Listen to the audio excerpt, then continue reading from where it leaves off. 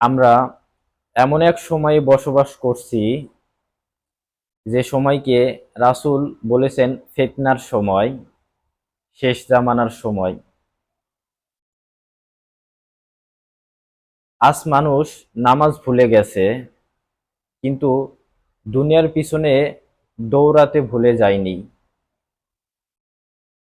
হারাম এখন স্বাভাবিক, হালাল মানতে লজ্জা লাগে।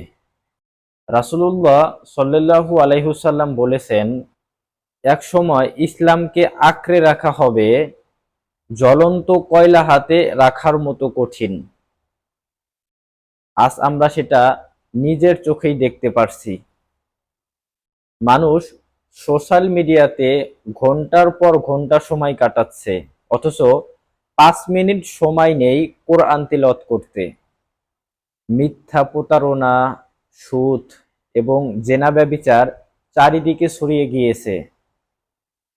বন্ধুরা, শেষ জামানার সবচেয়ে ভয়ঙ্কর বিষয় হলো মানুষ গুনাহকে গুনাহ মনে করবে না।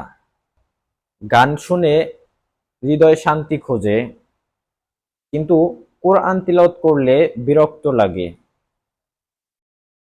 রাসূলুল্লাহ সাল্লাল্লাহু আলাইহি ওয়াসাল্লাম বলেছেন, কিয়ামতের আগে এমন কিছু সময় আসবে যখন মানুষ দিন নিয়ে ঠাট্টা করবে।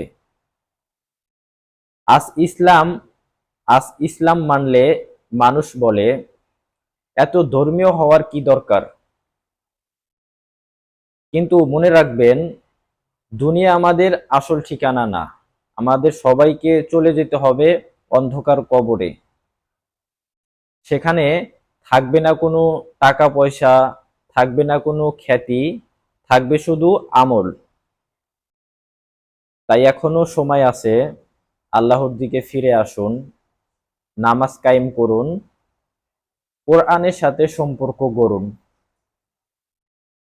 কারণ আমরা জানি না আমাদের শেষ নিঃশ্বাস কবে হবে। হয়তো এই ভিডিওটা আপনার হেদায়েতের কারণ হতে পারে। আল্লাহ আমাদের সবাইকে শেষ জামানার ফিতনা থেকে বাঁচার তৌফিক দান করুন। আমিন।